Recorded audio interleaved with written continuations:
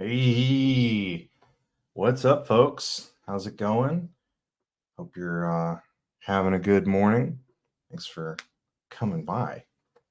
Um, so today I'm going to be taking a look at the new Trie Memtables in Cassandra 5.0.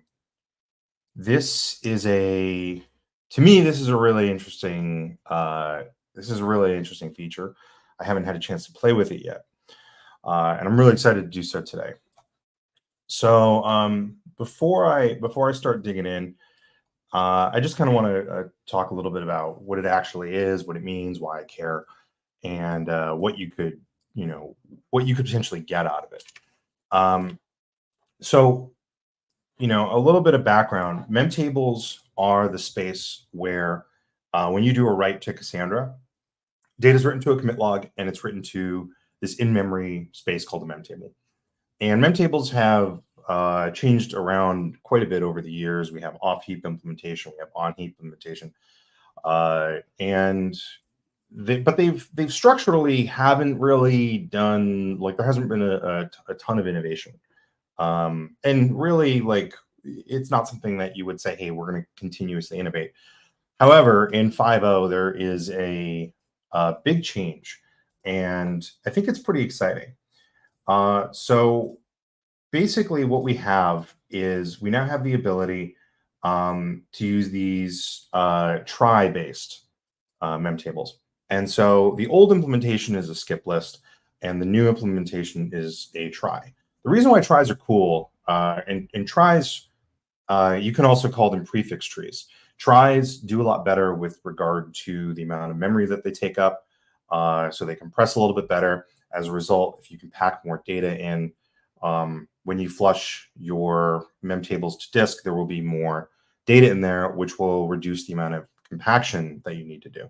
So having a really great memtable implementation that is memory efficient, that works, that keeps things off heap in a smart way, can do a lot to improve performance. Because a lot of the issues that we see with JVM based databases are long GC pauses. And so by putting a whole bunch of memory off heap, we can actually prevent a lot of the overhead associated with GC pauses.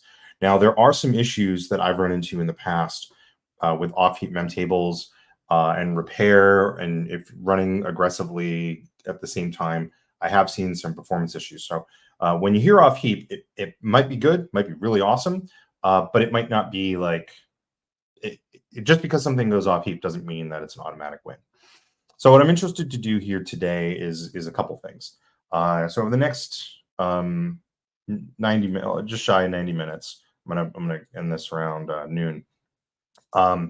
I'm gonna be testing a single node, and the reason why I'm testing a single node is because I strictly want to test the in-memory aspect of memtables. I do not want networking to be involved at all. And so I want to put as much pressure on the actual memtable structure as possible. I've started a cluster. I've started this single node already, and I'm running it with a whole bunch of default settings. Now, I could probably go ahead and actually increase some of this. I'm not actually sure yet how the configs apply. So I'm just going to bring up a few things just to give a little bit more background information. Let me just share my screen here. So, so this is the blog post that was put out. Let me just see. Yeah, I'll do that. This is the blog post that was put out that discusses trie-based memtables and the trie-index SS tables. So I'm actually using both of these. The actual memtable implementation has massively changed. The SS table implementation, the part that's changed are the indexes, not the data files. So the storage engine has more pluggable aspects to it now, which is pretty cool. And getting alternate implementations of things like this in is really valuable, because we can effectively say, like, you know, more people can make changes to the storage engine. They can try their own storage engines, and whatever works best will hopefully be the thing that we end up picking kind of as a long-term thing. Like, we should pick things on their technical merits. So this is a pretty helpful blog post. There's a lot in here. And basically it talks about kind of the in-memory data structure aspect of it, what trie organized actually means, why it's friendlier for GC, and how they can reduce write amplification. Then there's a whole bunch in here about the trie index SS tables. I'm not going to get into that today. I don't have enough time to cover this stuff in full, in as much detail as I would really like to, if I do both of them. So even with memtables, I'm probably not going to have enough time to do all the stuff I want to do. So I'm going to end up running a whole bunch of tests after I'm finished here. Oh, what's up? How's it going, buddy? Good to see you. Thanks for coming by. Yes, greetings to you too. So we're going to be doing some testing here, and there's going to be a few things that I'm going to be doing as I'm testing. I am curious about whether or not our improved what we actually see from improved read and write performance. So there's a couple different ways to test this, because SS table, because this is trie, because the tree structure is our prefix trees. There's going to be probably some questions about, like, what happens if there's a lot of common prefixes? What if there's not? So I have two workloads that I'm going to try to run today. I hope I have time, but I might only have time for one. The first one is just a simple key value workload. This is like a good go-to workload from EasyCast Stress, my Cassandra benchmarking tooling.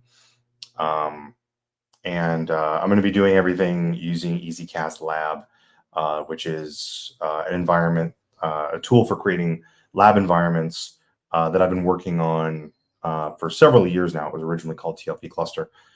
You can test pretty much anything you want with it. Like, it's built to be a very flexible testing tool, and I'm even using it in my Cassandra training, and I've used it to discover and report several bugs, and it's what I've been using on the stream now for several months. And Jordan West has also been contributing a ton to the project, and is making it a lot better.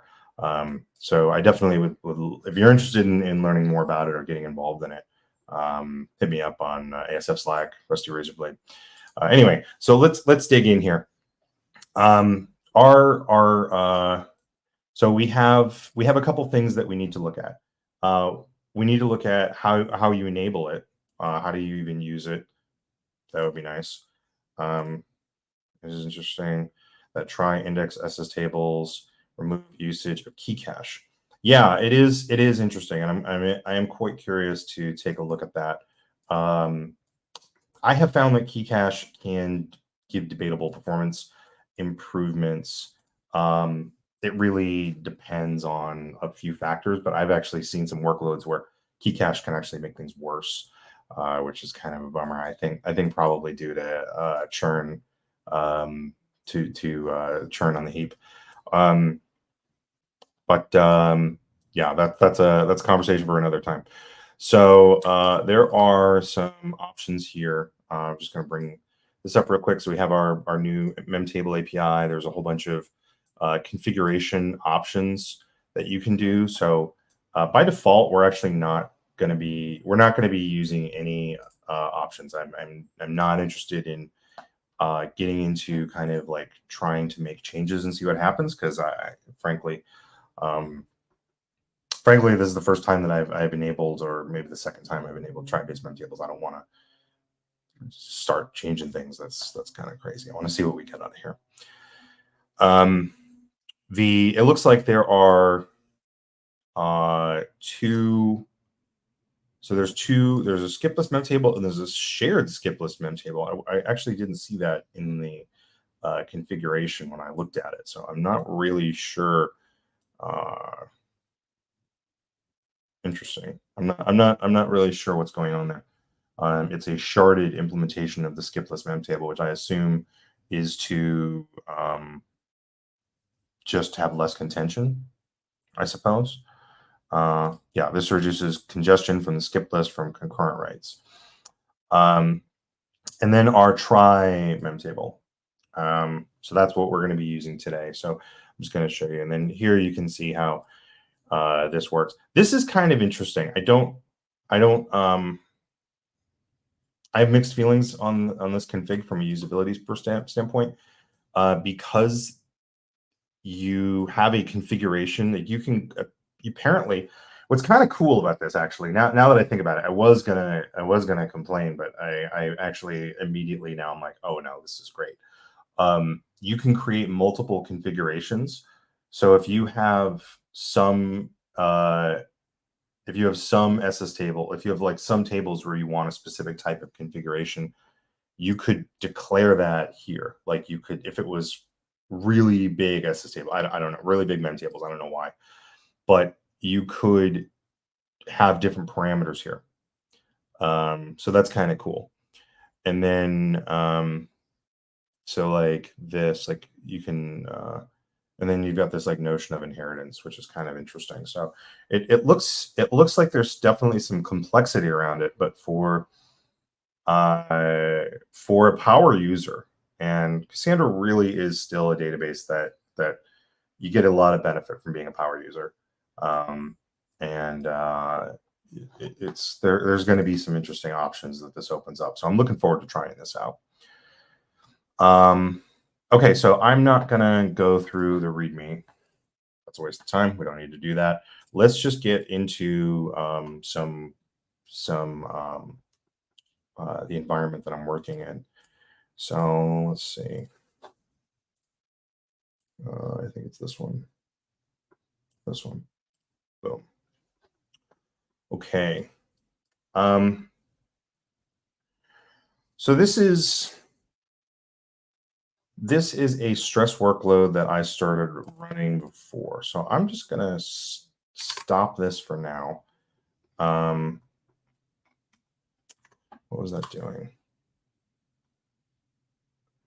Okay, cool.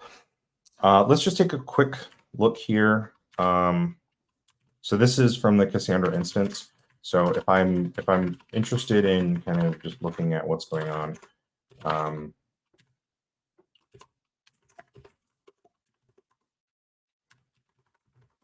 so if we go down here to this memtable section, you can see that this is enabled here. I have my trie class. My default is still the skip list. So if I create a new table, it's going to use the existing memtable implementation. And then I didn't set this, so I'm kind of curious what happens. I assume that it's going to use the same space. It seems kind of weird that we have one parameter for the whole space, but I mean, I guess it kind of makes sense. I suppose I might want to increase that. So if we look at the options that we're set up with default here, so we've got G1 GC max tenuring threshold 1, region size 16, updating percent max pause millis 300. You know what? I'm uncharacteristically going to just leave all the JVM settings the way that they are. I was actually getting pretty good pause times up here.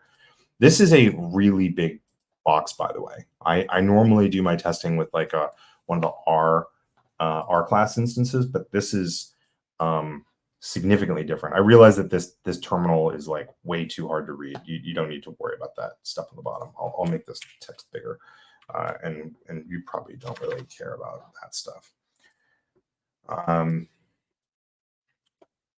So let's get started, huh? What else did I say? So there's some reading materials. I put those in the description. The original paper that discusses kind of the technical implementation is pretty cool. And then there's the blog and the CEP that described kind of the Trie Memtable implementation. Yeah, there's a whole bunch of stuff, and then there's a CEP 25. So CEP 19 is the Trie Memtable implementation. CEP 25 is the Trie index SS table format. So if you're kind of curious about how that works, you know, read up. So on this box, I did two things. I actually three things technically. I've done more than three things.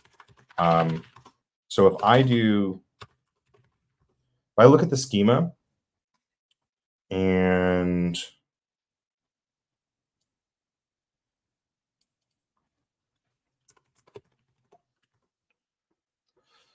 so I'll describe the key space. This is a very simple example here. So I've created this test one T1 table. The T1 table was not using anything special. It goes ahead and it uses the default memtable implementation. The second one is I created using the Trie Memtable implementation. And the third one I just created using the default and then altered. The reason why I did this is because I wanted to run like get my workloads set up. I didn't want to just start firing away and mess things up. So what I'm going to do now is I'm going to run my first workload, and it's going to be against the easy. It's not going to be against the regular, the same key space that I was using before. So let me just go ahead. First, I'll truncate here. So skiplist.keyvalue. Okay. And then there's nothing else in here, I think. Cool. All right. So all this stuff is gone. So we're starting fresh. So let's first run this. Let's run this first workload. I've configured this to do to aim for 100,000 queries a second, but not exceed a 20 millisecond P99 latency. So that's what this command is for. So this is easy cast stress run key value. That's the workload name.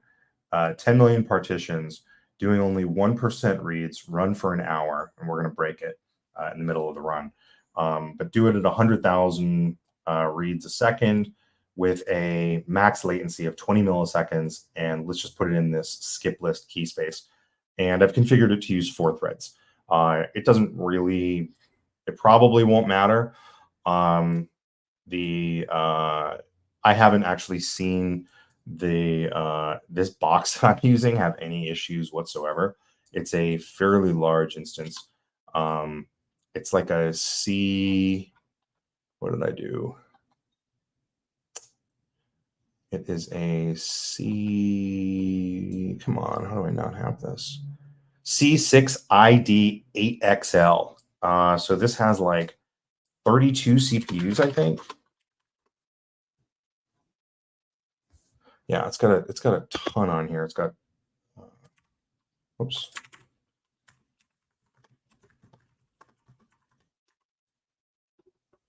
Yeah, it's a lot of CPUs. So even running now, like even running just 20,000 requests a second, we're seeing this only takes up 12% of CPU and 85% idle. So this is gonna ramp up a little bit. And you can see here, like you can start to see like occasionally, and this is probably just this is probably most likely just due to might be due to JVM pauses. Let's see, because right now I like I said I didn't change anything on the heap regarding the heap. So let's see.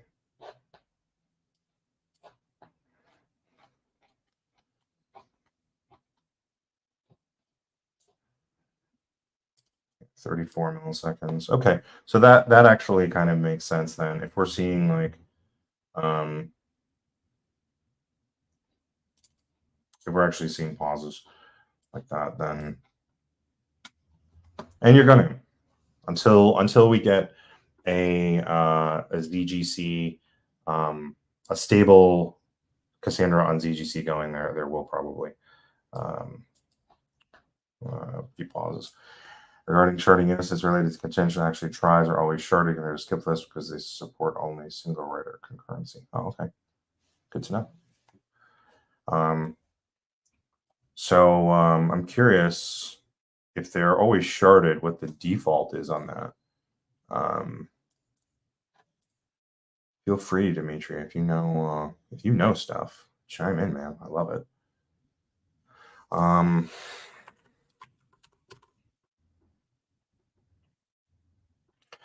By default, the number of CPU threads available to the process. Okay, so then I'll have 32 shards on here. That's cool. Just let me know if I'm wrong. Let me know if I have no idea what I'm talking about. Okay, so this looks like it's kind of dialed in the those latency numbers to where I wanted it. So we're seeing 500, or saying approximately 55,000 queries per second, and this sort of balances around and into those that around that P99 response time that I was looking for. Now I wonder if maybe there was a GC pause here and that kind of like affected things. So this can kind of also trail off a little bit. With GC, it's really difficult to keep your P99 latency low if you allow for really big spikes. So if you have like a 200 millisecond GC spike and you're pushing 50,000 queries a second, you're looking at a fifth of a second. So that's a fifth of 50,000. You're gonna end up with 10,000 queries that are just sitting there waiting on GC pause to finish from the time they came in. So like one GC pause, especially with one node, can really affect your pause times. Anyway, so this is running. I think that I'm comfortable saying that this is going to be in the 50K mark. So this is not using the new implementation. This is actually just for me to get a baseline. I'm just going to grab this here. And then it's a little weird. So I'm going to grab the full thing because otherwise I don't have the context of like, why am I saying it's only 50,000? So let's just do this.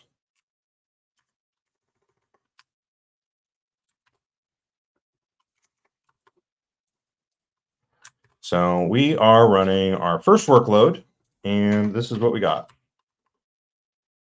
Okay, now the second workload, I have to confess that I did not. Oops. Let's just flush. I did not add support for TLP stress for EasyCast stress to do this. Check. Hey, what's up, Adam? How you doing, buddy? Where was I going here? I forgot what I was going to say. Oh, I didn't add support for trie-based memtables as an option to EasyCast stress. Fortunately, a long time ago, I realized that this would definitely happen. So I actually did something here that worked out in my favor. So this is the exact same command almost that I ran last time. And the new stuff is I'm putting it in its own key space called trie. So if I go here, okay, so there is a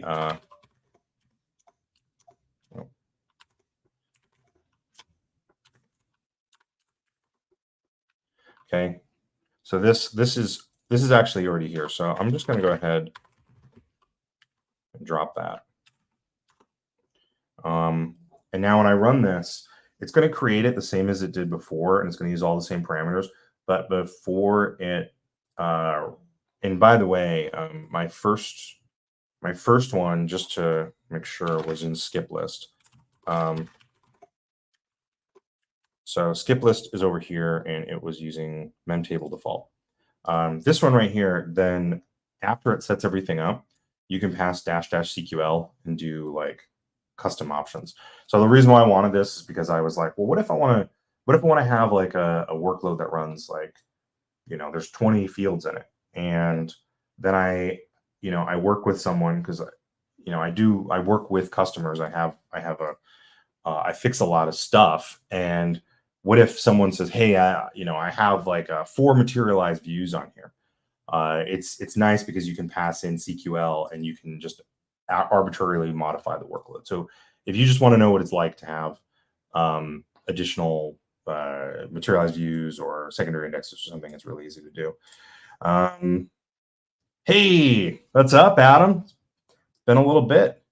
Been loving your content. Happily to catch this one live. Nice. Yeah, man, this is a fun one. I mean, they're all fun in their own way. So basically what I'm doing here is I'm just running the same thing. So let's kick this off. So our first test, we were kind of kicking around between 30,000 and 50,000 requests a second. And when it exceeded that latency number of 20 milliseconds, it throttled things back. So what's really cool about easy cast stress, a lot of the time you don't know what you actually want to put in for a throughput, because who knows? Like your goal a lot of the times to discover what your throughput can be for a given latency. So so with this, you can just pass in max RLAT or max WLAT, and it will dial in the latency or the throughput to approximate latency. Again, JVM pauses kind of screw it all up because things jump up and down.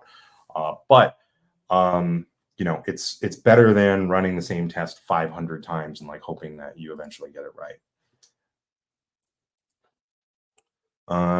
Wow. Okay. So this is chugging along. I have my sip my little drink here.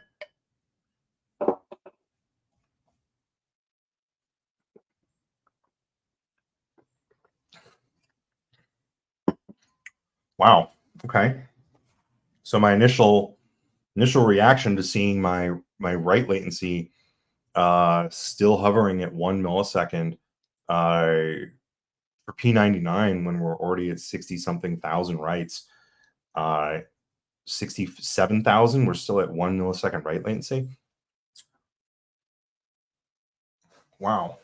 Oh my God, 70,000 writes.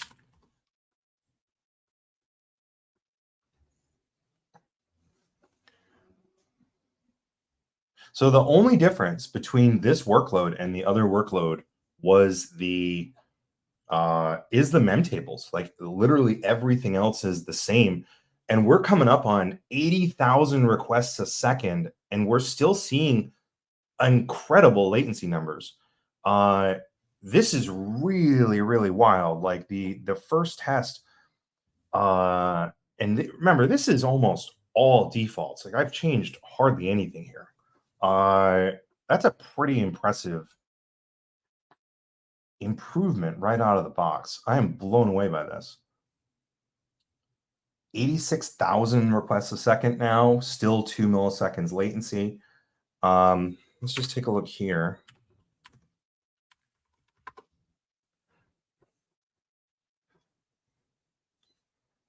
Okay, so let's just go ahead. I'm gonna while this is running, and I'm really excited. 90,000 requests a second, awesome. I'm gonna take a flame graph. So the way that EasyCast Lab is set up is that when you provision a cluster, it sets up a bunch of aliases for you, and these aliases are really, really helpful for you to do common things. So if I say cflame Cassandra 0, that just SSHs into the Cassandra 0 box, runs a flame graph, and then downloads it locally. So I can open this up locally, which is really helpful. Let's go ahead and do it. So I'm going to do 2 things here. I'm going to do an allocation flame graph, and I'm going to do a CPU flame graph. I may do a wall clock profile. So I'm after. I honestly don't actually know when this thing is going to stop, because now we're at 102,000 requests a second, and we're still hovering around like under 2 milliseconds for P90. Oh, there we go. Three milliseconds for P99 latency. Okay, 6. Okay, so maybe we're going to start to see it jump up. I mean, this is an unbelievable improvement. I cannot believe that we're actually seeing here for a simple key value workload, going from 43,000, or let's call it 50,000 on the high end requests a second, and now we're doing over twice that. I am blown away by this. This is such an awesome initial set of numbers, and we're still going up. Now it's at 113,000. So basically, the really cool thing about this is, because I gave it that latency number, it's going to tell me what it can do. So I get to just chill and say random stuff and be excited about the numbers. So if you look here at the bottom, C flame, Cassandra, 0, Alex. So this is going to do an allocation flame graph. This is going to be slightly different. So the first one is a CPU flame graph, and the second one is an allocation flame graph. CPU is going to tell us where our time is spent. Allocation flame graph is going to tell us where we allocate memory. The reason why I like these is 2 reasons. One, you can figure out what's going on the performance side of things. You take 2, put them side by side. It becomes really obvious where your time is spent. And it kind of depends a little bit on the type of graph that you generate. You may not see everything. Like if we were IO bound, we wouldn't be using CPU flame graphs. We'd want to use wall clock flame graphs. And it really also can be helpful to bring in some of the other Linux tools where you can monitor the actual file system and get reports, like BCC tools, using things like biolatency, XFS dist, tools like that.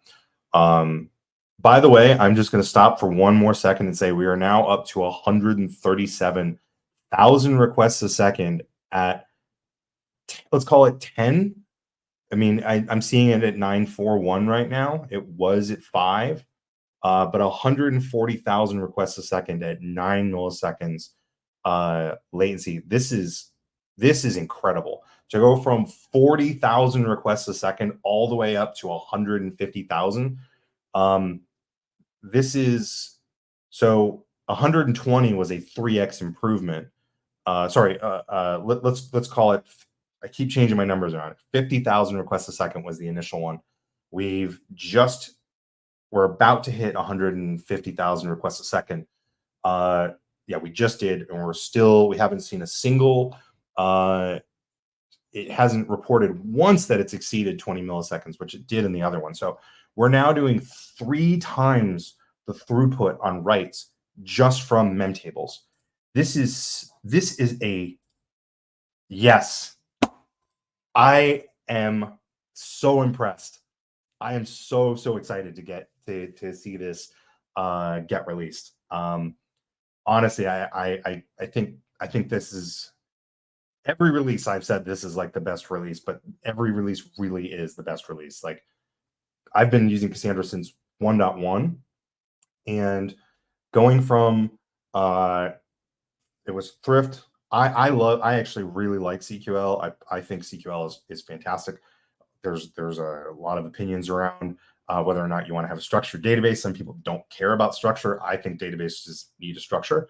By the way, 172,000. So that is about where we've ended up. It's going to start to throttle it back down now. And you can actually see it.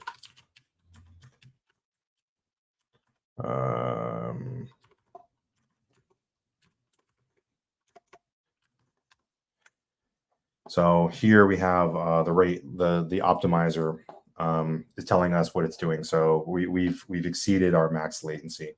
So this was set to go all the way up to 192,000. Now it's bringing it down. So this says optimizer current latency as 18 within 95% of our max, and then it doesn't adjust. So it looks for the maximum that it can do. When it exceeds it, it kind of drops it down a little bit, lets it recover. So it will actually creep up slower than it will throttle back. So when you exceed the latency, one of the things that can be a problem is if you try to come down too much, you could end up with a lot of queuing. And so there's really not a good reason to, like, if you know that you've already exceeded your max latency, it can be better to just dial it back. So I'm going to go ahead and say that this is, I mean, even at 125 or between 125 and 140 requests a second, this is between this is between 2 to 3 times better. I seriously am absolutely like over the moon excited about this. So let's take a look at the flame graphs. Like, so could you please explain what is the reason for this improvement? Do Trie Memtables use far less heap memory so it doesn't trigger big GCs? Yeah, so that I covered a little bit of it at the beginning. So the trie-based memtables, so a trie structure is also known as a prefix tree. So by using a prefix tree, think about it this way: if you have 2 words and they share the same prefix, like the name John and Joe, are good examples. If you, in a prefix tree, in a skip list, like the original skip list implementation, John and Joe would be stored in their full like names. With the prefix tree implementation, you actually get to take that prefix and then say that like there's one thing with an E and there's one thing with an O. That's like the simplest like version of it. And from what it says in the documentation, I haven't read the code yet, so I'm not 100% sure on this.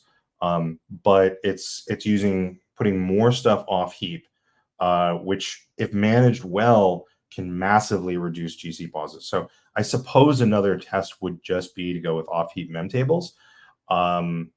I have never seen it deliver a 3x improvement from using the regular off heap memtables.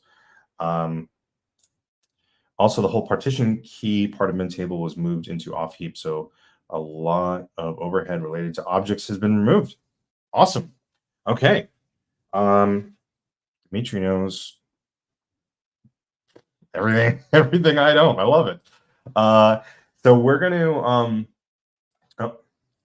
it still keeps all partition part and value cells in heap, so still lots of room. Oh wait, I'm assuming you mean it still keeps all clustering part and value cells in heap. Sorry, clustering. I'm not sure which part you're referring to. Feel free to rewrite that whole thing, and then I'll share that because yeah. Anyway, I love this. This is my happy place. I love this for 2 reasons. So this on its own, like I actually kind of want to try. This won't drastically affect read heavy workloads, although I will do a test because I'm curious about the overhead of searching the memtables. So I'm going to restart my tests in a different way. And actually, I'm going to restart while I'm talking right now. I'm just going to say that I'm definitely giving trie-based memtables an early. I don't know if we're going to call it an endorsement, but it's it's phenomenal. So let's just jump over here. Let me jump on this box.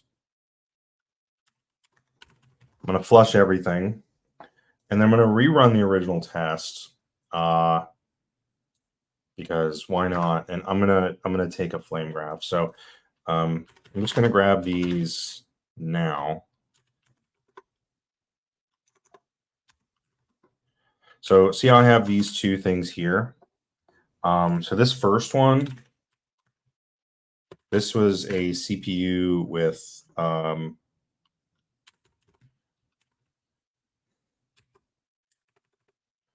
and this was running the key value, and I think it was like 120K. So I'll just call it that. And then this one, this is Alec, try, key value, and I think it was still there around 120K. So I'm going to open those up. Let's take a look at what's going on here. So I'm gonna move away from my terminal for just a moment here because it's the same information that we were seeing before. And I just want to point out that this has already jumped up to 11 milliseconds for writes at 47,000 requests a second. So the on heap implementation versus the trie implementation,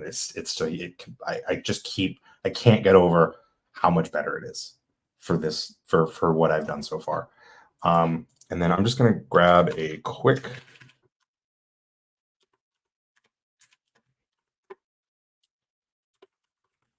Cassandra 0. So this is just going to be the allocation. No, this is a CPU flame graph. So I'm going to run that. But while I'm doing that, what was I about to do? Let's see. Oh yeah, I was going to look at my cool flame graphs.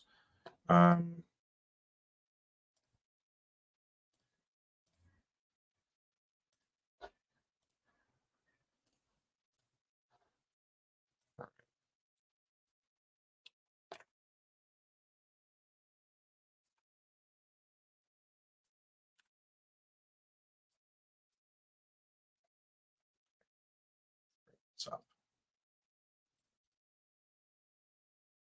let's just take a look at the CPU one first. Okay, so this one, this is our CPU flame graph.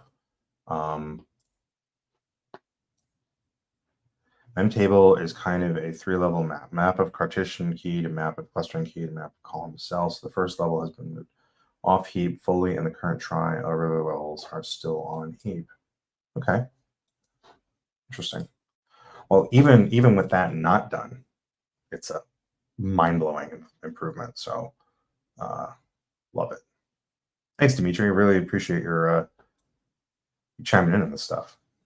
So let's now take a look here, because I have a, let's see.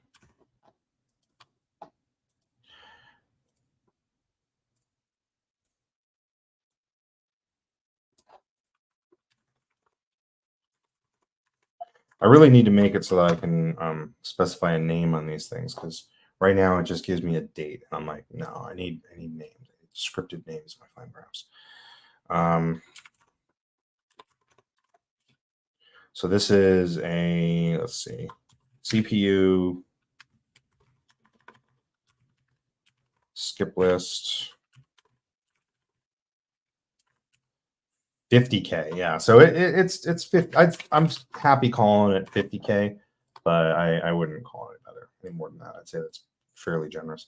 So my initial verdict on this first workload, on a write heavy key value workload, 2.5x improvement. I don't know if it's because of the hardware, because I've got so many CPUs, and if we we take a look at the hardware, it's probably not stressed super hard either. We'll look at that in just a moment. So first, how am I doing on time? 11:14. Okay, about half an hour left. Let's take a look at this. So this is the CPU flame graph from the skip list, and this is the one from the trie.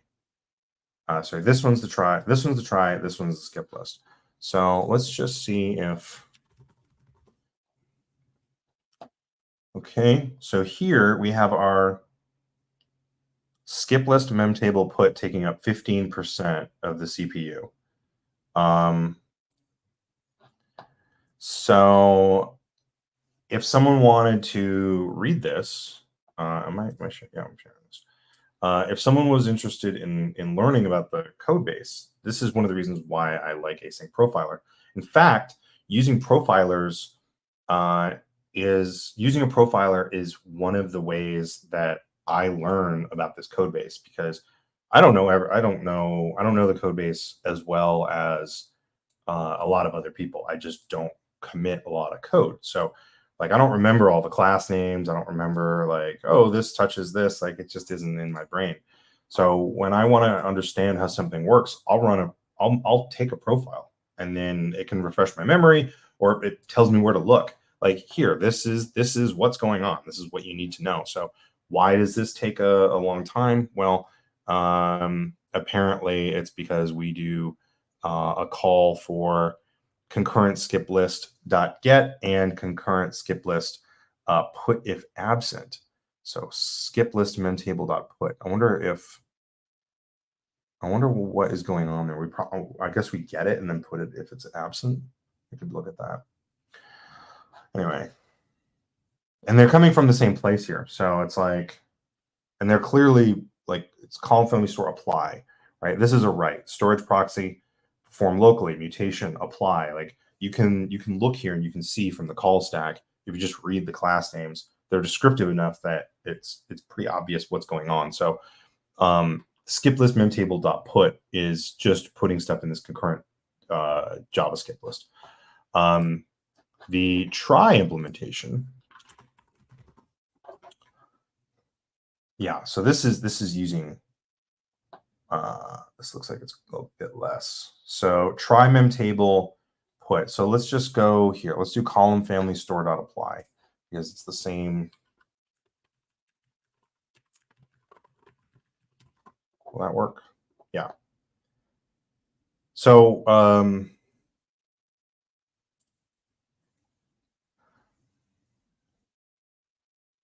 column family store.apply. So here it's only using 7.97% of CPU. What's really incredible about this is that this is doing 2.5 times the throughput of the other workload. So even though we're doing 2.5 times, we're seeing it take up less than half, just around half of the CPU. That's remarkable. That is absolutely amazing. I'm just going to fire up one more test here because this is interesting. I want to see what happens when I run this at 50,000. Let me just gotta switch my window because I hate this. I wish StreamYard had a better way of switching windows that would make me happy. I would actually switch to, if I knew how to, I need to figure out how to make it easier. I need like key commands to switch between, or just have it follow my mouse, whatever.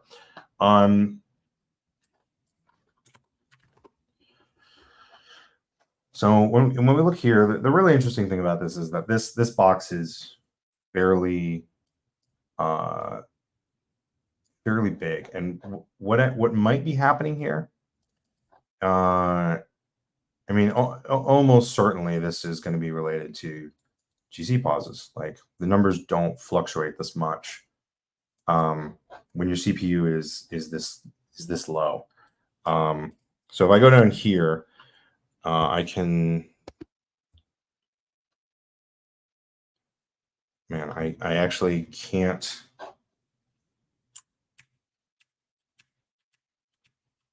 If the screen is like too, okay, there we go. So let's do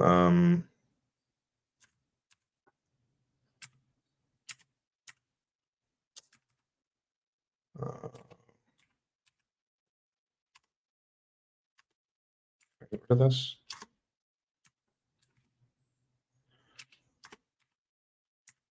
Can I get rid of it?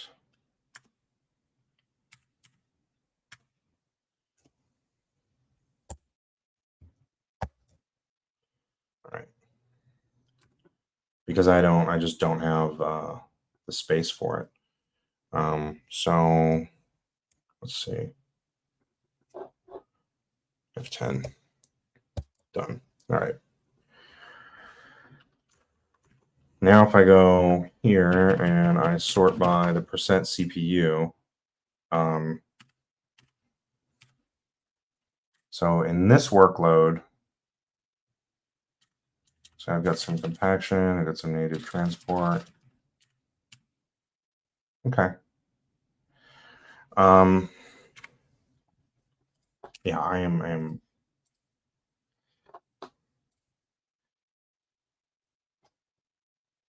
for try profile, it looks like a commit log part starts to dominate on your CPU graph. Orange block on the left side of the memtable part. Yeah, let's take a look. Let's take another look at that.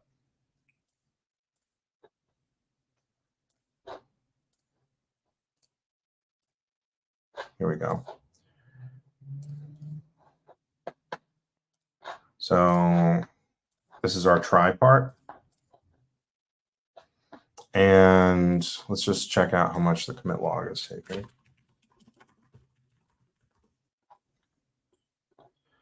Right here. Yeah. So this is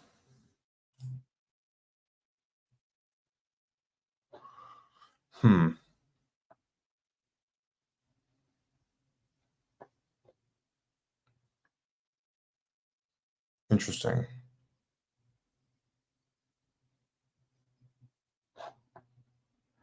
It writes to a memory map file. Yeah. We also have a there's a direct IO implementation as well.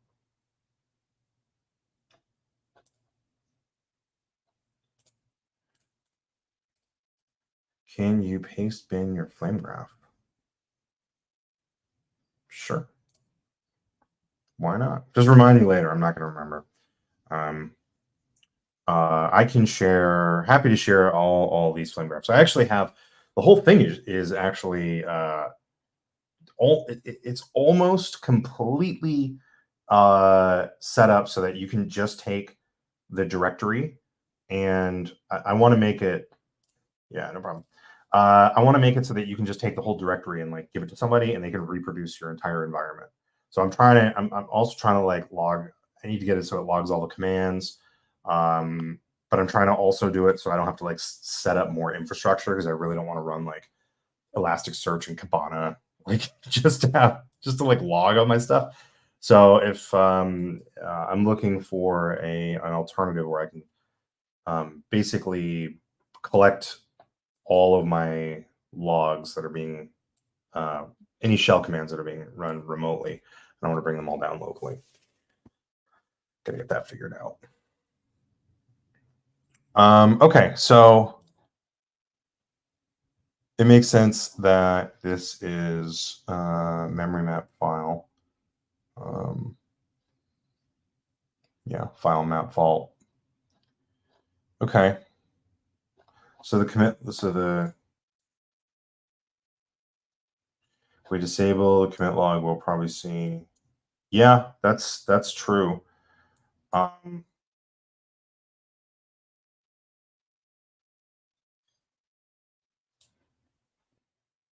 Yeah, we probably would. I think it'd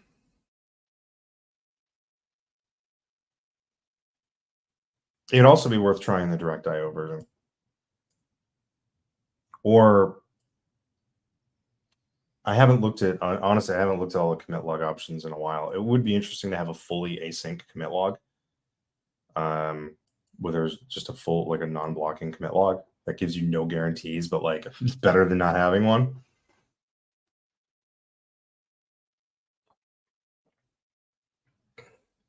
Maybe. It's like just a little better. Okay. Done with that. Now, oops, I want to run a read heavy workload. So what I'm going to do is I'm going to, actually I can't Read heavy is a little tough because I don't know how much data is actually stored in the memtable. There's like not a good way to like prevent. I kind of want to like prevent a memtable from flushing. I'd love to just like see how much data I can. I guess I could see how much data I can write before it flushes. We have a limited memory to buffer, so it cannot be fully async. Well, it could be. You would just run the risk of data loss. and honestly, if it was fully async, it could do periodic. Like right now, I mean, it could be. I think it could be done. I think it could be, and I think it could actually be more efficient than the way it is now if it was fully async, because you're essentially dealing with batch writes. So there's fewer file. There could be fewer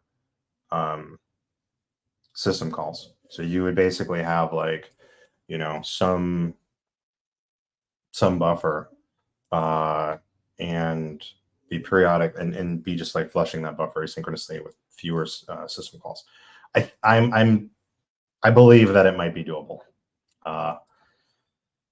but I think that I don't know. I don't really look around it. I don't really mess with the commit log stuff because I'm like, I want durability typically. You can enable compression for commit log if IO is kind of bottleneck. Yeah, I mean, in the end though, it's about reducing system calls. There's like I'm on NVMe disks where like, you know, we're still seeing the slowness, even though this is a beefy machine. I try to think about things from the standpoint of like, what happens when our hardware isn't that great, and most people are not running on NVMe. Like it's increasing, and it's actually getting harder. Like with all the newer. Like if you're in AWS, and I always use AWS because most Cassandra clusters I interact with are in AWS. All the newer instance types are either EBS optimized or NVMe. And if we skip over the EBS side of things and we don't really take into account like what happens there, we're going to end up with terrible performance. And it's actually why I filed a handful of JIRAs that will drastically improve our IO situation, especially for range reads, for repairs, for compaction, even for taking slices. If you're on EBS, like I'm completely convinced that we can get a 10x improvement on reads if we were to just be a little bit smarter with how we read SS tables. We're just not smart. Shouldn't be doing blocking reading of chunks. It's just stupid. Anyway, we can do better. All right, so I'm gonna yeah, there it is. Dimitri, check out my JIRAs, man. Might be something you want to contribute to. All right, let's stop looking at this flame graph, because I think that we've gotten what we want out of it. We know the increased time is spent in the skip list. There's no doubt about that. Let's run this under a slightly different workload. So I'm going to now run this under a workload that actually has a smaller number of partitions, but more rows per partition. So let's just get out of here.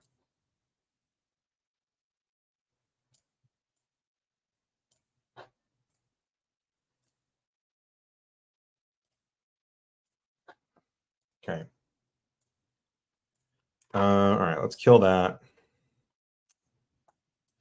It's just, so this is going to be, just going to take my same workloads that I ran before.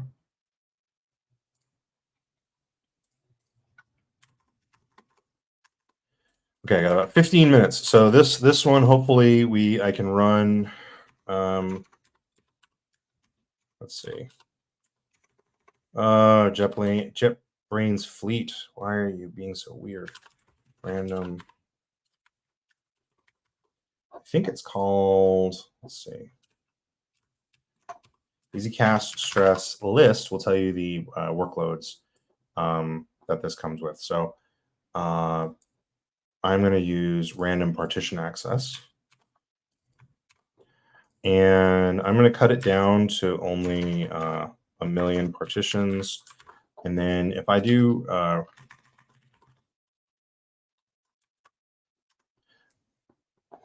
info, you can see that there's like parameters that can be changed at runtime. So the way that this works, this is kind of cool. There's like, you just define variables in the workload in the code, and you annotate it with workload parameter, and then you just add a description basically. And what's really cool about this is that when I run, so I'm just going to go ahead and do, let's see. So if I want to use more row, if I want to do 1,000 rows per partition, and I'm just going to go ahead and use like 10,000 partitions, and I want to see what happens here. Oops. Okay. All right. Let's try this. Okay.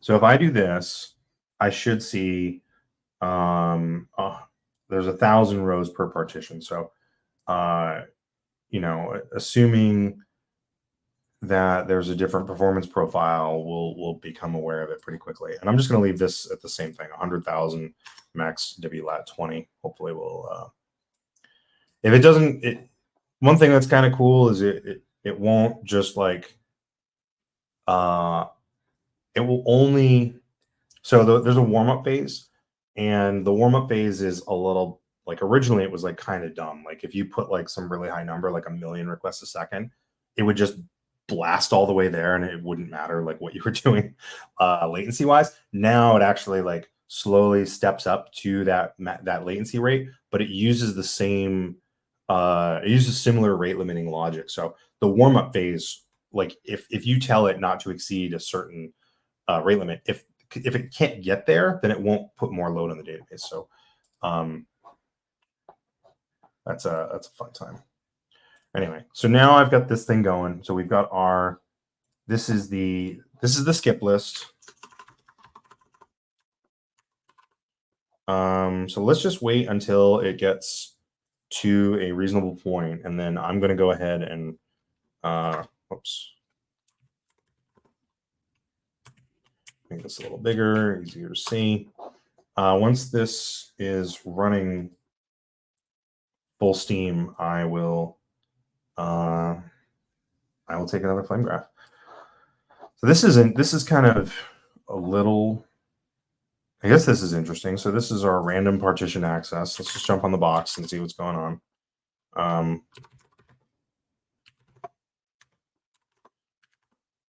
Okay, so whoops, this isn't try, this is skip list. Okay, so this is our skip list. We see it's random access. Now, one thing, I haven't changed any of this other stuff. This isn't like best practices of Cassandra at all. This is like, we're just going out of the box. So, you know, this is using size tiered compaction strategy. I did another live session several weeks ago now.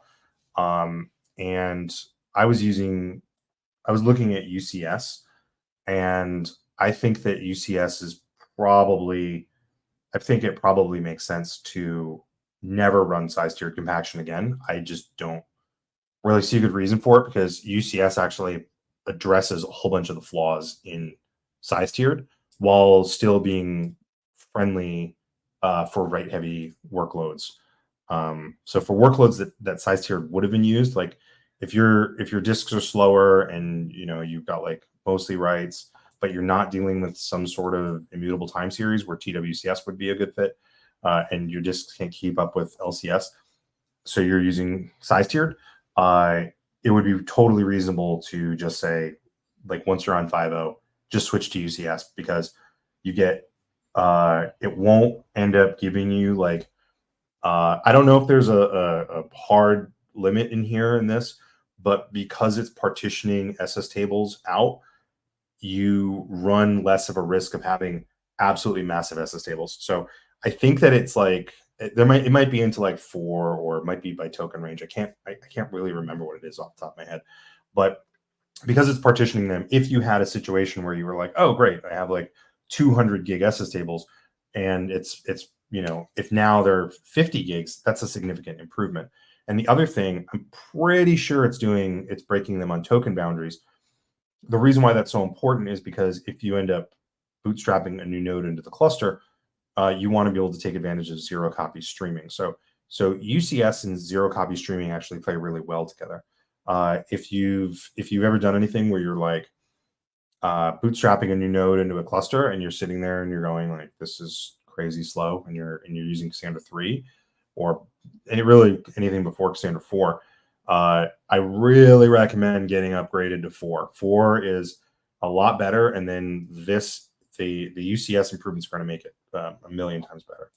So anyway, so this is kind of crazy. I'm now getting 100,000 requests a second with the random partition access.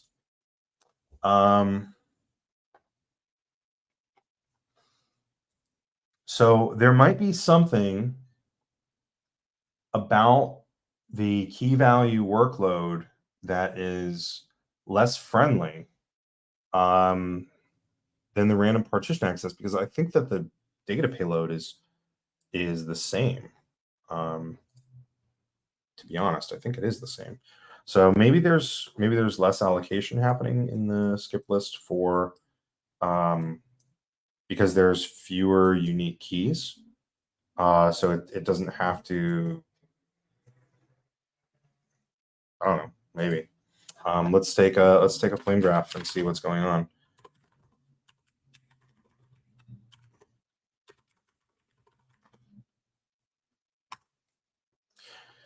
So this is our flame graph where we're getting about 120,000 writes per second.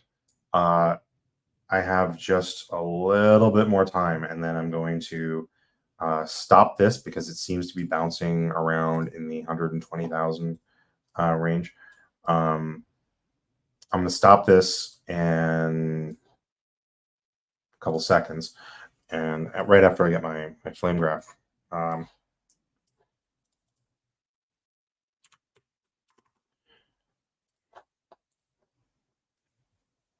So the next test will be similar. So I'm gonna run the same workload, the same write heavy workload with the tries using this random partition access, which again, 10,000 partitions. Workload.rows. Make sure I don't miss that.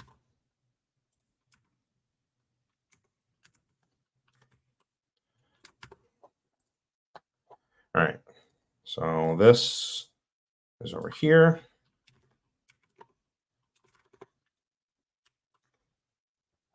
Okay, and then I'm going to just rename this. So this is CPU random access, and this is with skip list. All right, so while I run this other workload, I'm going to start this off now. I'm going to run this other test. Let's just also clear everything out. Whoops. Okay, just flush my memtables. Why not? Why not? Let's go ahead and start this. So same deal as before. 10,000, 1% reads, 100, aiming at 100K. I hope that we can get a lot higher. Actually, I'm just gonna, because I know that this can. No, I'm just gonna leave it. I'm gonna leave it. I start messing with things. That's where everything gets crazy. Workload.rows. Okay, so we're good to go. While I'm doing this, I'm going to open up my my flame graph, and we're just going to take a look at the performance profile of the random access and looking at the skip list. So let's do this. Present.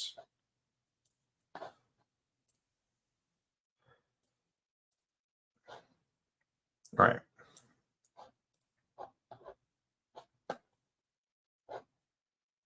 So random access skip list. I mean, we wanted to look at, we were looking at the commit log before. That was now it's taking up 12% of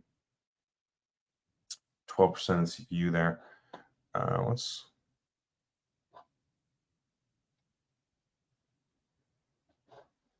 going on over here?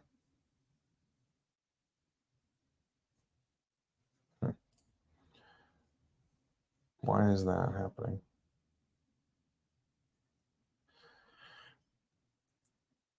Key space apply internal.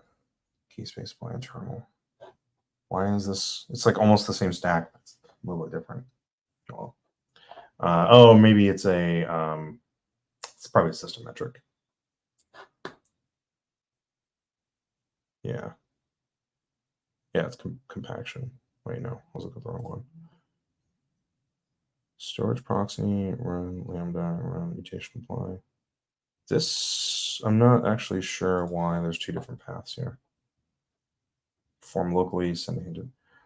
Okay, anyway. So the thing that I actually wanted to look at was the memtable.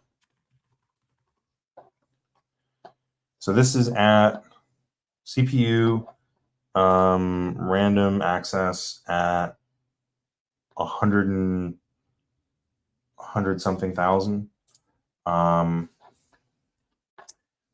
let's take a look at the other workload now. This is running in the background. We'll switch to it.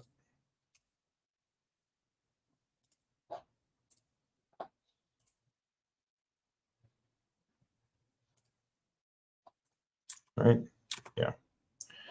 All right.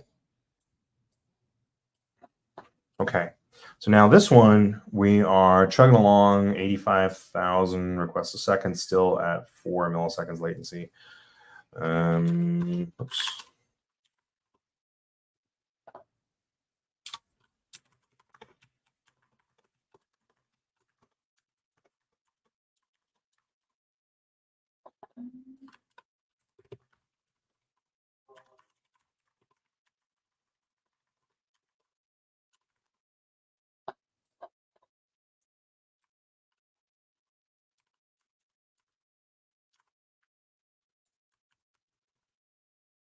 All right.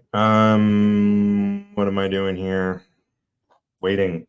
94,000, still doing just fine. So there's a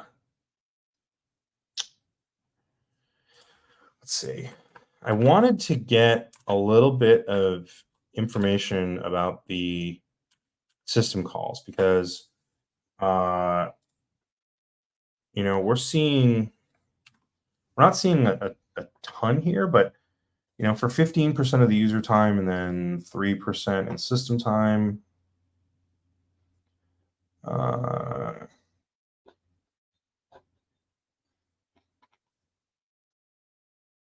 Yeah, the way that we do file IO can be so much better, and what I want to do is I want to see some of this system time get chopped down because I think that there's actually some, just by being a little bit smarter about how we do system calls, like I think we could reduce our overall CPU usage, and that has far-reaching effects. Reduced CPU usage on system calls means more time to do other stuff. Like for example, the commit log stuff. All right. How is this going? 112, 1 millisecond latency. I'm just like floored by this. This is just so incredible. Okay, let's just try this.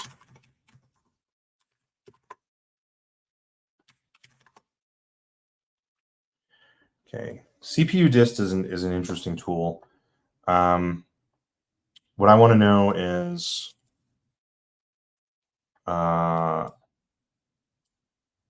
what's going on with off CPU time. And then there's another one that I was going to run here.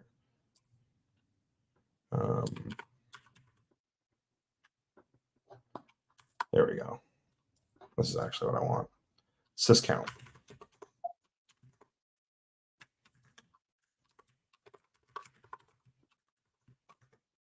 So if we're seeing, and by the way, this is now seeing 130,000. So it looks like the key value workload gets a much bigger improvement. I wonder what the, although this still is not like capped out, but the other one was able to get up to 128,000 requests a second. So that particular data model, I'm glad I did the data model test, because a glowing endorsement of something without having a little bit more data, a little dicey.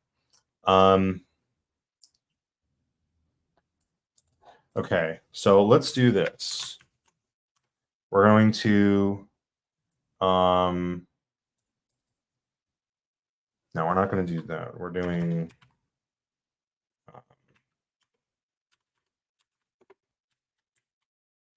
wait, I can actually do this. Yeah, this is fine. So let's just take a look first at off CPU time. And just in case it actually is taking, let's see. So this is basically CPU dist cap O for off CPU. That's those are like IO requests. T for timestamps, milliseconds. I don't expect that we're going to. I expect that this is going to be a lot of zeros with regard to time. We are again using NVMEs. Like this plays a much off CPU time is a bigger proportion of your total application time with a database when you have slower disks. That's just how it works. Oh, look at that, 160,000 requests a second. Okay, so we still do see an improvement. Pretty awesome. So let's see now. Let's give us 1 second summary 10 times. Let's just see how this goes. So basically what this is going to do is this instruments are set up and is going to tell us about, wow. Okay, it's actually way longer than I thought it would be. Oh no, there's nothing there. Oh no, there are things there. We are seeing stuff that are system calls that are not super fast. Can you tell me what they are? So CPU disk just shows us the system, sorry, the off CPU calls. Sys count. This is what I'm going to use to see. I think this tells us what they are.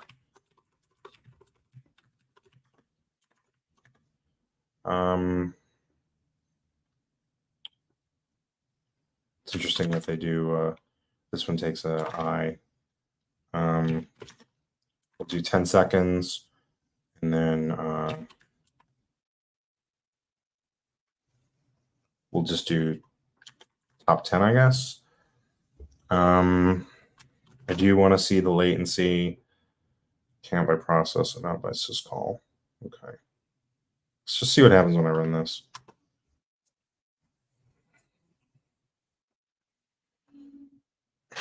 Yeah. So these Futex calls, these are actually probably coming from. Do I have time? Oh shit! I don't have time. Yikes! I ran over.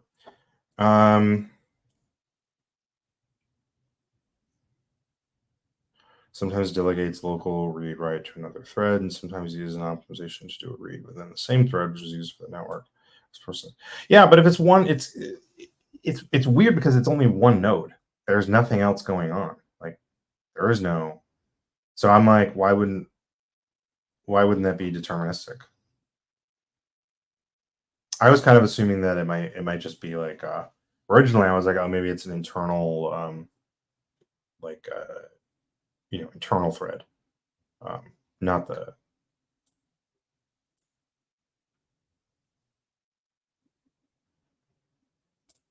Oh, all right, all right. Take your word for it. Don't know. I would if I open it up, probably. Okay. Oh man, this kills me. So look at this. 324,000 Vutex system calls. So these are all coming from the, I believe, from the SEP worker. I'm just going to do one last thing. This is, I don't have, I need to, let's do this. Okay.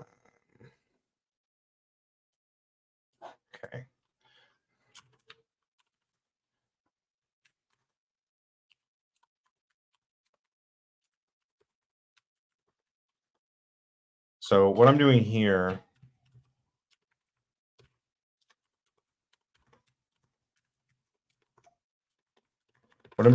is, let's see, off CPU. Oops.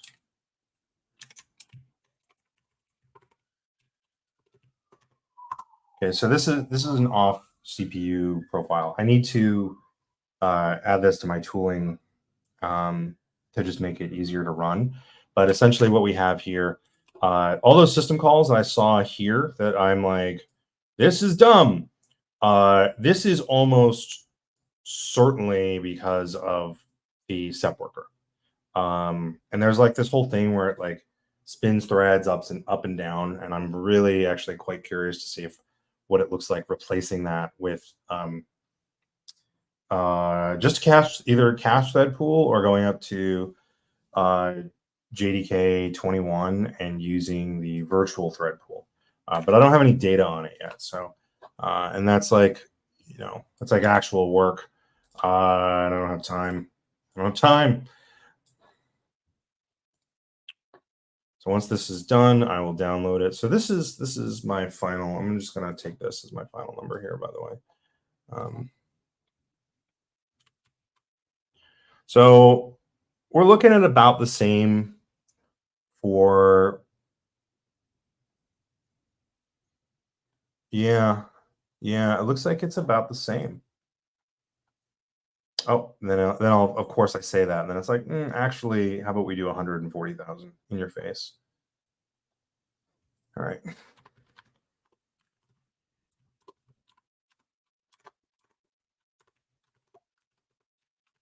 So there's like a little helper here called CDL. If you do something and if you run a command and you put it in the mount Cassandra artifacts directory, and then you run on your local node CDL, it'll download everything in that directory. The reason why that's really cool is if you have like, you have a lot of nodes, and you want to run a command on every node, and then put the output in that directory, and then run CDL, it will download it for you, and it like categorizes it for you really nicely. So let's just see what we got here. Oops.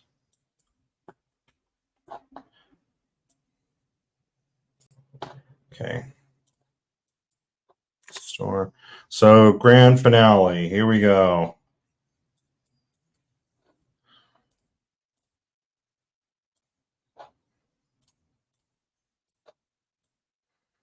Okay.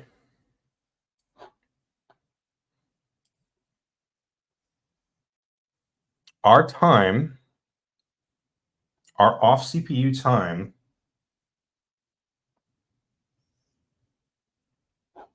what was I complaining about? Vutex.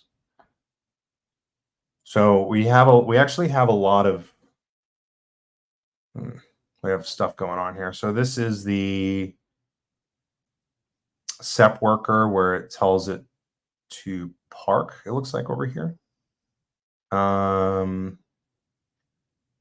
Back to the commit log. So the commit log where it's 12, so the 12% of the time that this is running is spent in blocking on system calls to do the commit log.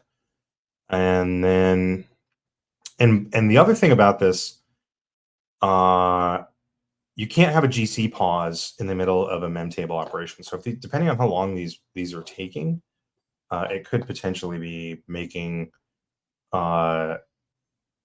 make it take longer to reach a safe point, which means other threads could be paused. So it you know, if you were dealing with like really slow disks, it could be a problem.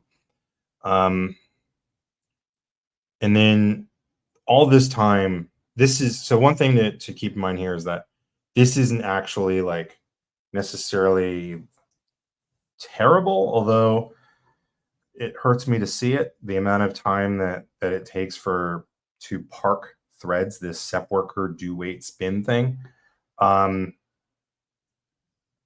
I don't know. I'm curious to see how the internal JVM implementation of cached thread pools would work as an alternative to this, so we didn't have to actually do this, because we have this like concurrent, I think it's like a concurrent hash map where we just like plop threads in, and we just change their names, which I don't like that either. That actually is, you might be able to even see it here.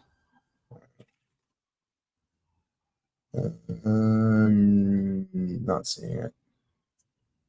I thought I remember seeing it on like some previous. Maybe they made it faster. This is also running with the Java 17. So I go rogue, even like we're not, you know, it's experimental, which it's JVM.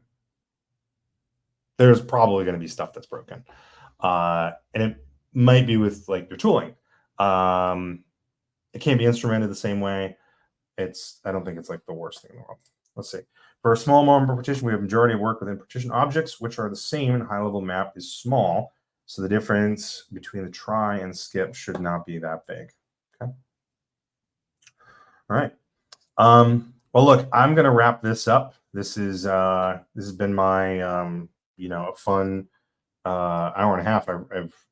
Dimitri, I'm really glad you had some knowledge to share, man. That was really, really helpful. Thank you. Definitely learned quite a bit, and I'm going to start chopping these videos up and trying to make them a little bit more digestible, because not everybody wants to watch me just mess around for an hour and a half. At least a few people seem to, but maybe I'll get out some short form video. Yep, you're welcome. I will. I'm going to keep messing with this stuff. I'm going to keep messing with Cassandra 5. I think that this is an awesome release, and you know, the more I play with it, the more I'm figuring out, you know, pros, cons. Like, I'm not super excited about ZGC because it just doesn't. It fails in sad ways. So that was like the thing that I was really looking forward to in Cassandra 5 was Java 17 support and getting a stable ZGC. I haven't tried the Shenandoah yet. I do anticipate testing that out. But I also am really I'm curious, and definitely leave a comment if this interests you. I've been talking, you know, a bit today about trying to switch the internal thread pools and getting Java, like, I'm not sure if I mentioned Java 21, but I have a patch that makes things work on Java 21. It removes some functionality that I don't need. So it's a rogue patch, but you know, I think that ZGC would allow us to see like sub it'll be 5 to 10 milliseconds, like, or sorry, sub like 2 millisecond GC pauses.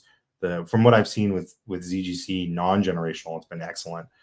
Generational ZGC coming in Java 21 could be interesting. Virtual threads, Dimitri, I think would be really interesting. So if you're interested, leave a comment, please, so I know, because my brain just needs to see stuff, and I can try to get that together.